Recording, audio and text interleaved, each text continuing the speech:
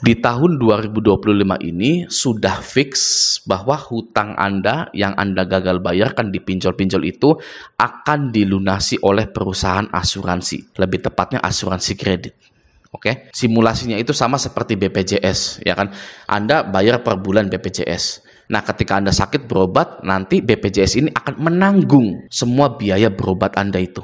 Nah, itu sama juga tuh dengan kredit macet di pinjol itu. Ketika ada nasabah yang gagal bayar, maka perusahaan asuransi ini akan menanggung semua kredit macet tersebut. Oke, di sini di Google sudah banyak beritanya dari bisnis.com gitu ya, dari CNBC Indonesia, dari MSN dan lain-lain. Judulnya bayang-bayang resiko moral hazard pada asuransi kredit. Lalu ada lagi di sini, OJK pastikan risiko moral hazard pada asuransi kredit. Apa sih moral hazard itu? Dari tadi kok semuanya moral hazard gitu kan. Di sini juga CNBC moral hazard juga. Langsung kita cari tahu apa itu moral hazard. Nah, di sini ya, moral hazard adalah resiko yang muncul ketika seseorang atau pihak tertentu mengambil tindakan yang tidak jujur atau merusak karena mereka percaya bahwa mereka tidak akan mengalami konsekuensinya. Jadi ketika ada asuransi kredit, ditakutkan ada moral hazard di mana banyak peminjam baru khususnya itu sengaja galbay karena tidak ada konsekuensinya sama sekali. Akan banyak orang-orang baru yang sengaja galbay gitu ya. Kita kan sudah galbay kalau kita gitu kan. Kenapa masyarakat Indonesia yang harus dimoral hazardkan ibaratnya gitu ya. Kenapa rakyat Indonesia yang harus dikan gitu ya, dimoral hazardkan ibaratnya, wah nanti pada sengaja galbay, wah nanti sengaja pada jadi penjahat pinjol, nanti semuanya nggak ada yang bayar karena auto lunas gitu ya. Kenapa harus masyarakat Indonesia yang seperti itu kan ya? Bagaimana dengan pengusaha pinjol ilegal yang sampai sekarang masih ada di Indonesia itu? Apakah moralnya lebih baik daripada kita? Ya, saya tanya itu. Saya tanya kepada orang yang menuliskan akan adanya moral hazard jika asuransi kredit atau hutang itu auto lunas gitu ya. Kenapa harus masyarakat yang dimoral hazardkan? Pinjol legal yang DC-nya ini sudah menyebabkan bunuh diri ya. Tahun kemarin kalau nggak salah ada yang dari Ada Kami itu sampai bunuh diri karena dikirimi GoFood, ambulan, paket-paket gitu ya oleh DC Ada Kami tersebut. Ya. Apakah moralnya itu lebih baik daripada masyarakat para pinjol-pinjol tersebut? Ya, kenapa masyarakat harus bermoral sedangkan pengusahanya tidak harus bermoral? Gitu ya. Kan pinjol-pinjol legal juga bunganya asal-asalan. Saya netapkan bunganya segini, ya, lebih dari ketentuan OJK. Bukankah itu moral hazard? Dari ketidaktahuan masyarakat tentang bunga, maka dari itu pengusaha-pengusaha pinjol seenaknya menerapkan bunga, denda, dan lain-lain. Yaitu juga moral hazard di antara pengusaha-pengusaha pinjol. Ya kan? Kenapa? Hanya masyarakat Indonesia karena miskin. Ya kan? Masyarakat yang miskin-miskin itu disoroti moralnya. Tapi kalau orang kaya, pengusaha-pengusaha, walaupun ilegal, mungkin tidak disorot moralnya. Karena kaya, Pak. Ya kan? Susah, Pak, ngomongin orang kaya tentang moral itu. Nanti kalau dikasih duit, mingkem. Kenapa masyarakat dimoral hazardkan? Karena kebanyakan orang Indonesia itu masyarakat miskin, makanya disoroti moralnya gitu. Ya sangat menyedihkan sekali ya. Oke, nah coba kita baca salah satu gitu kan di sini. OJK pastikan resiko moral hazard pada asuransi kredit pinjol dapat dimitigasi, dapat diatasi gitu ya. Jadi tenang aja gitu kata OJK, tidak akan ada moral hazard pada masyarakat Indonesia.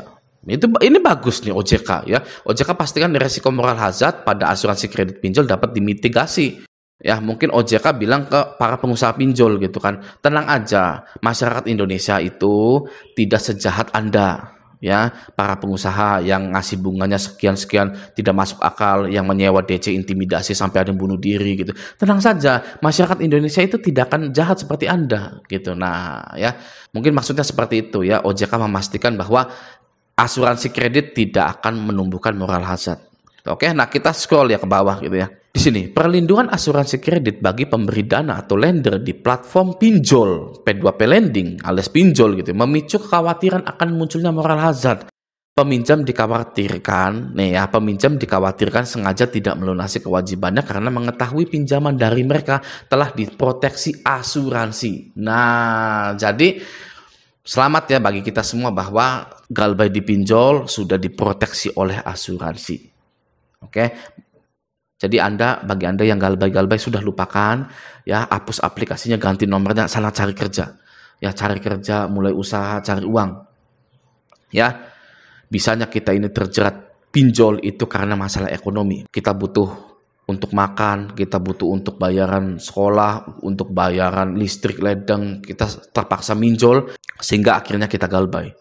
Oke, jadi kita boleh mengkritisi, kita boleh tidak suka dengan para pinjol-pinjol ini, tapi jangan sampai lupa bahwa kita juga harus berubah menjadi lebih sejahtera, menjadi kaya raya, bahkan sampai langgeng. Gitu ya, oke. Nah, kita lanjut.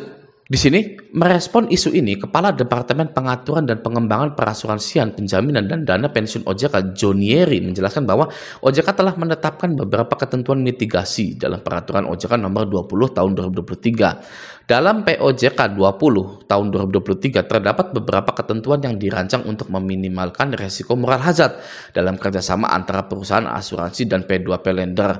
Pertama adalah skema risk sharing 75% banding 25%, kata Jonieri kepada bisnis gitu ya. Sebenarnya ya, untuk mencegah moral hazard itu sangat gampang sekali ya. Nggak usah sharing-sharing seperti itu kalau menurut saya. Ini ya, kalau menurut saya, usulan saya nih ya. Kalau ada satu orang yang pinjam di pinjol lalu galbay, sudah nggak boleh kredit-kredit lagi. Ya, maka dari itu ketika ada seseorang atau nasabah yang sedang pinjam, itu tidak boleh pinjam lagi. Satu orang ini harus melunasi terlebih dahulu hutangnya di satu perusahaan finance tersebut.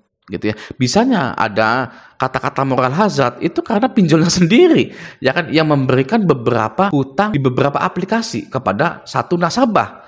Totalnya 30 aplikasi tiba-tiba galbay semua. Itu artinya pinjol yang membuat masyarakat Indonesia ini memiliki moral hazard.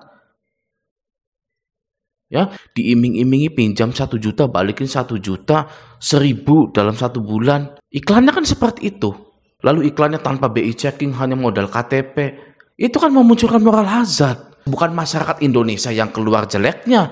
Bukan masyarakat Indonesia yang jadi penjahat pinjol. Bukan. Karena dari pinjolnya sendiri. Dari iklannya, dari pembolehan mereka satu nasabah itu pinjam ke sampai puluhan aplikasi. Bukan dari masyarakatnya. Ya.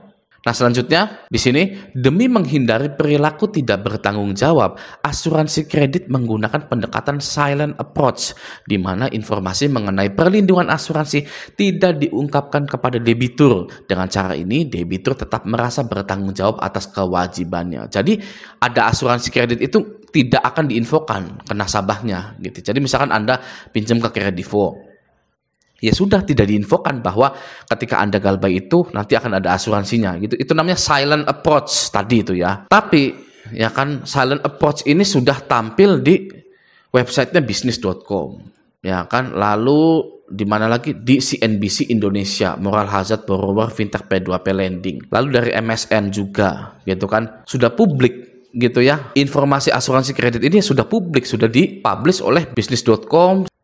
Jadi ya nanti ada yang tahu pastinya gitu, walaupun memang tidak semua orang baca bisnis apa ini, OJK pastikan risiko moral hazard, apa gitu kan, berita apa sih itu kan, pasti banyak yang tidak tertarik dengan berita ini kan.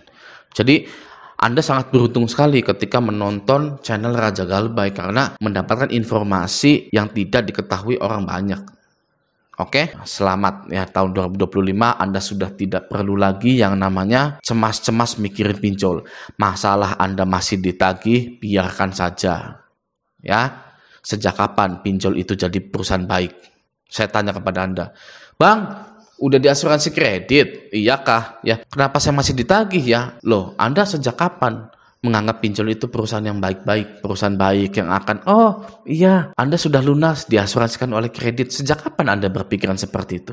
Ya, Anda minjol dikenakan bunga yang sangat tinggi, itu saja sudah tidak baik. Lalu Anda mengharapkan kebaikan kepada perusahaan pinjol itu, waduh, salah bro, jangan. Oke, jadi kalau Anda masih ditagih, ya silakan ganti nomor Anda, ganti email Anda, atau tidak perlu ganti semuanya, stay galbay, stay strong. Ya, lanjutkan kehidupan Anda. Oke, ya, nah, semoga video ini bermanfaat. Sampai jumpa di video selanjutnya.